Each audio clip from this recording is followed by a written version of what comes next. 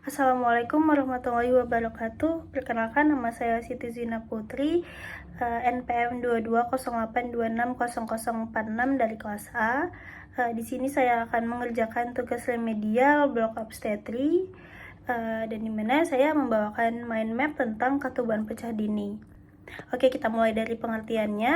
Nah, jadi ketuban pecah dini itu adalah pecahnya selaput ketuban sebelum terjadinya persalinan. Ketuban pecah dini dapat terjadi pada usia gestasional 37 minggu dan disebut KPDA term atau premature rupture of membrane PROM, dan sebelum usia gestasional 37 minggu atau KPD preterm atau preterm premature rupture of membrane PPROM. Nah, kemudian untuk etiologi dan faktor risikonya itu yang pertama bisa dikarenakan multipara, kemudian gemeli. Nah, pada gemeli itu gemeli atau kehamilan kembar itu dapat meningkatkan resiko ruptur membran dikarenakan rongga rahim membesar secara maksimal. Apabila tidak diseimbangi dengan nutrisi yang baik, kemungkinan pecah ketuban itu akan meningkat resikonya karena adanya peningkatan tekanan dari kedua janin.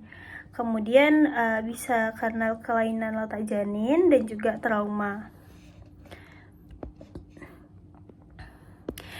Untuk trauma itu biasanya bisa dikarenakan hubungan seksual, pemeriksaan dalam, maupun amniosintesis. Terus untuk faktor resikonya itu ada kulit hitam, sosioekonomi rendah, dikarenakan kemungkinan ibu hamil yang sosioekonomi rendah itu nutrisinya tidak tercukupi. Kemudian ada seorang ibu hamil yang perokok. Itu dikarenakan ibu hamil yang merokok akan meningkatkan risiko ketuban pecah dini dikarenakan dalam rokok itu mengandung zat kimia yang berbahaya yang menyebabkan lemahnya selaput membran ketuban. Kemudian bisa riwayat KPD, kemungkinan dia di kehamilan sebelumnya sudah mengalami ketuban pecah dini juga, dan adanya riwayat persalinan prematur. Oke, untuk tanda dan gejalanya itu yang paling utama adalah keluarnya cairan ketuban. Nah, untuk mendiagnosanya kita pertama lakukan anamnesis dulu.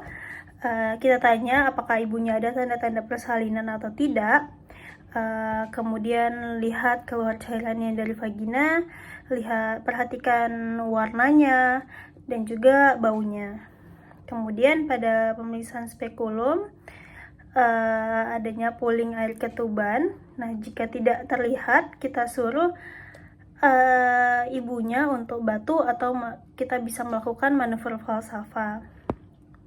Kemudian pada pemeriksaan serviksnya itu bisa dilatasi atau menipis, dan juga terlihatnya tali pusat atau bagian tubuh fetus. Kemudian untuk vaginal toucher itu tidak dilakukan karena itu meningkatkan resiko infeksi dan tidak menambah informasi dari pemeriksaan spekulum. Nah, untuk pemeriksaan penunjang, yang pertama itu ada nitrazin test, yaitu untuk mengukur pH cairan yang dicurigai ketuban. Nah, air ketuban itu memiliki pH 7,0 hingga 7,3. Nah, pada tes nitrazin akan terlihat kertas lakmus yang berubah menjadi warna biru. Kemudian dilakukan pemeriksaan Ferning test, yaitu pemeriksaan mikroskopis menggunakan sampel dari swab fornix posterior.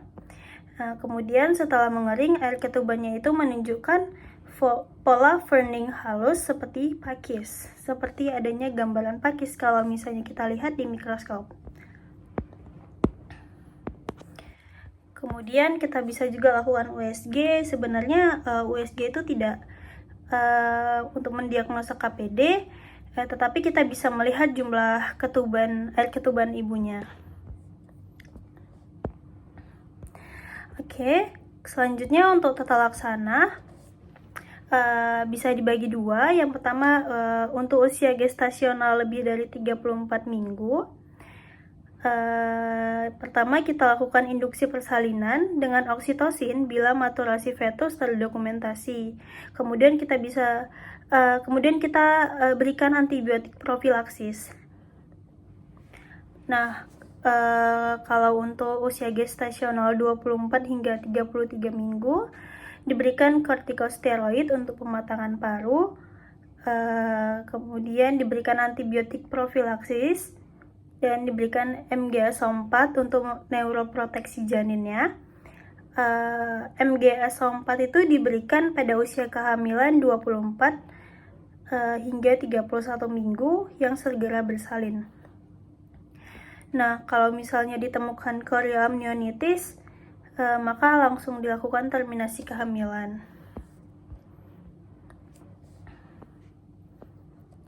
Untuk komplikasi dari ketuban pecah dini pada ibu, bisa terjadi chorioamnionitis, dapat menjadi etiologi dan ataupun komplikasi dari KPD. Itu terjadi pada 13-60% kasus KPD preterm dan 1% pada KPD aterm. Kemudian ada endometritis pasca persalinan dan juga bisa terjadi persalinan prematur. Nah, untuk resiko bagi janinnya, itu ada prolaps tali pusat, kemudian bisa terjadi KPD preterm, meningkatkan mortalitas 4 kali lipat dan morbiditas 3 kali lipat, dan juga sindrom distress napas atau respiratory distress syndrome.